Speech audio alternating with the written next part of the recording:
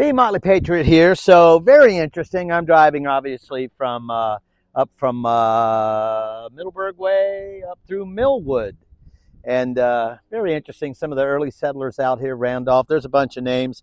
In fact, Edmund Randolph, governor of Virginia, who, by the way, was the first aide-de-camp to George Washington.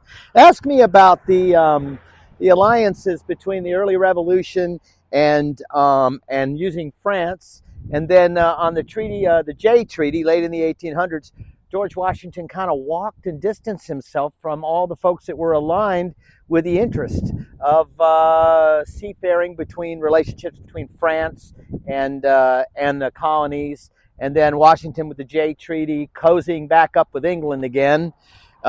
Still want to get to the bottom of that one. It's a very interesting conversation. I actually asked this question to a historian professor on that, and his position was, well, you got to do what George Washington tells you. And then, of course, we end up with the War of 1812 again. So apparently Madison and all the folks that were cozy with the French were right in the first place. But anyway, I digress. So let me get to this right here. I'm outside of Carter Hall, at least the driveway. Let me give you a picture of it. I don't know if you can see it down there. But this is the real deal here, folks. This is the beginnings. This is just the west side of the Blue Ridge Mountains, and it's an amazing historical footprint of the westward expansion. Of course, it involves Washington, and it involves the early participants in our first years of governance as a country, as America. Anyway, Carter Hall. Colonel Nathaniel Burwell, Mr. Burwell, the great-grandson of Robert King Carter, constructed Carter Hall in the mid-1790s. After moving here from Tidewater, Virginia, probably spent some time at the House of Burgesses, I'm sure. Edmund Randolph, governor of Virginia, U.S. Attorney General, and U.S. Secretary of State, died here in 1813 and was buried 2 miles north at Old Chapel. We'll take a peek there. In October of 1862, General Thomas Stonewall Jackson used Carter Hall as his headquarters.